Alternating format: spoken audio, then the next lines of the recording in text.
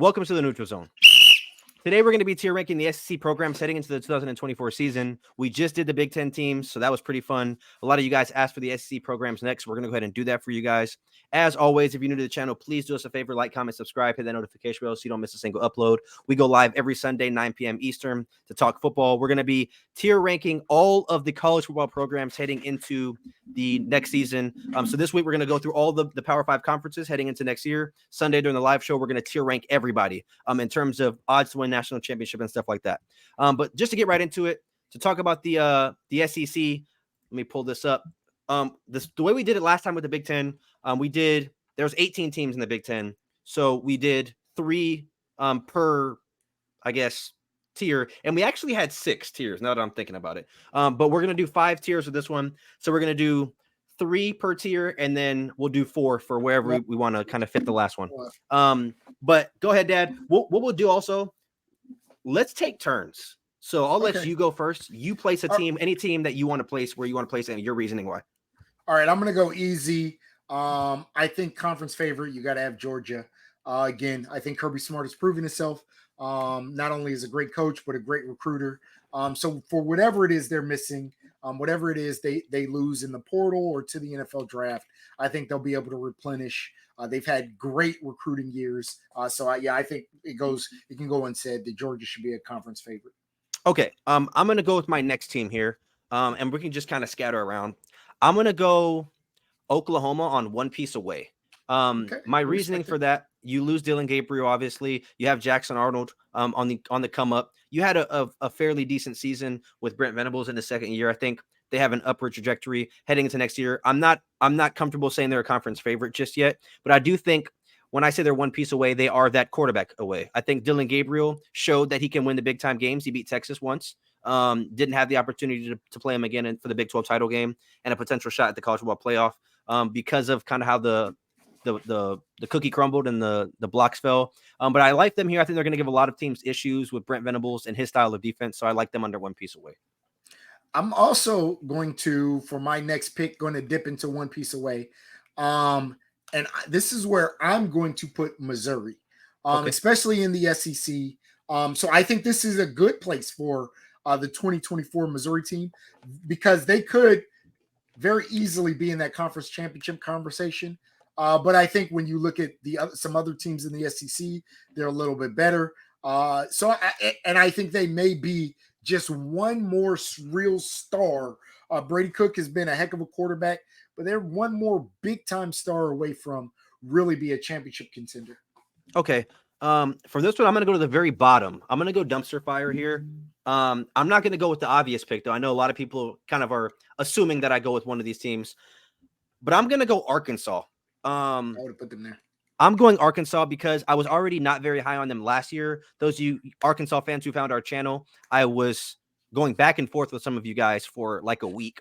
And then all of you guys seem to run away and you guys are no longer here because my prediction for Arkansas came true. A lot of, Arkansas fans thought there would be a 10-win team. I was on record saying that they only had KJ and Rocket Sanders. You lose both. So I think this Arkansas team, this Arkansas program is on the decline right now. And again, I'm not a hater of Arkansas. They have nothing to do with my Clemson Tigers or anything like that. I just think when you have to tier rank a conference and what you bring back and the season that you had, it's not lining up with where you want to be. You were 1-7 in conference last year, and you lose your 2 best players. So I think it's a pretty easy placement for me to put Arkansas here at dumpster fire. Yeah, I'm good with that. I'm gonna go respectable. And respectable is where I would put Tennessee. Okay.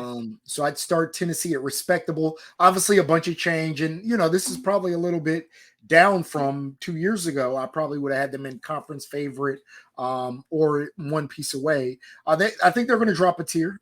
Joe Milton's gone. Didn't have the year that they thought, but still a 9-win season. But I think even with that, they'll probably be a couple pegs down, especially when we look at the teams that are going to be in conference favorite and one piece away. Okay, so I'm going to knock out another conference favorite here. Kind of an easy one. I'm going to go Texas. I think they're going to bring back one of the best rosters in college football. They obviously hit really well on the portal. You bring back Quinn Ewers, who we thought was going to leave and Arch Manning would take over.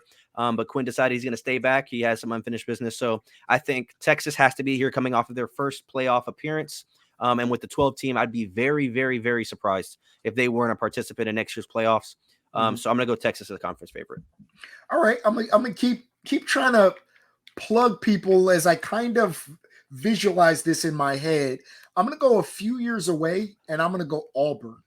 Auburn's 6-7, so not horrible. But again, when you're talking about the SEC, at this point, you're talking about somewhere between 9 to 11 teams ahead of them based off of our tiering system here.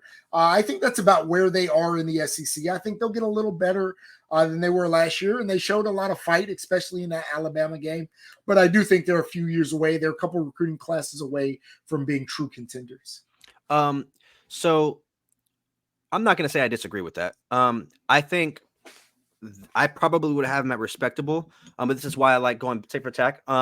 They had the number 8 recruiting class in 2024. I think they signed the number 1 receivers class, so I think they are on the upwards kind of rise. They were unable to pass the ball at all this year, so I think that's going to change, which makes sense of them being a few years away. I think they're not going to be. I don't think they're going to be conference contenders this year, but I think they can have some games where they might upset a few of the one piece away teams or the conference favorite teams. So I don't mind them there. My next team. This might upset some people, but I'm going to go Alabama at 1 piece away. And the reason why they lost so much in the portal, you lose Nick Saban. And when I say you're 1 piece away, it's hard to say 1 piece because I think Kalen DeBoer is a great coach. But when you lose Caleb Downs, when you lose a lot of your receivers and Isaiah Bond, you lose two starting offensive linemen. You lose both of your corners in McKinstry as well as I'm blanking. Terrion Arnold. You lose him, you lose McKinstry, you lose Caleb Downs. So you lose a good portion of that defense. Dallas Turner, I believe, is gone as well. So a lot of guys on this defense won't be there. You lose the defensive coordinator, if I'm not mistaken. You lose pretty much every positional coach that there is. I know Kalen DeBoer is going to bring his guys in, but I'm going to put him 1 piece away just because we don't know. There's a lot of unknowns with Alabama. Would I be surprised if they won the SEC? No. But I think there are some other teams on here, hence the Georgia and the Texas, that are just in a little bit better position than Alabama is. So I'm not really ready to put Alabama up there with those guys. So as I visualize this in my head, and I'll tell you, one, that I'm on the same track, right? But as I said, 4 teams need to go on 1. It would have either been I went and to do this, what I'll do is just give this pick. I'd move Ole Miss into conference favorite. And I went back and forth with. I had Ole Miss in conference favorite. I just didn't know if I would have Alabama. That conference favorite would be my 4. And that's kind of where. So I had Alabama kind of bouncing back and forth.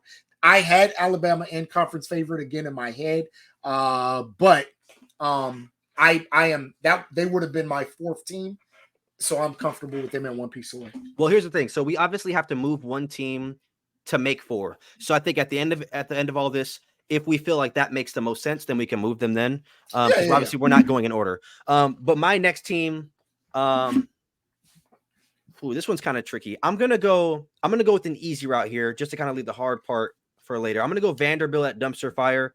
Obviously another one of those bottom tier SEC teams, 2-10, 0-8 in conference play. So I feel like they're obviously, no disrespect to Vanderbilt fans, but the laughing stock of the SEC. I think and I had this argument actually with Bryce, who's an Auburn fan. If Vanderbilt was in the Mountain West, Vanderbilt would be a conference favorite. And I think a lot of people don't realize that because Vanderbilt is such a bad team in SEC standards. Yeah. But if you put them in any other conference outside of the Big Ten, I don't want to say any other conference. If Vanderbilt was in the Big 12, they would be a middle of the road team.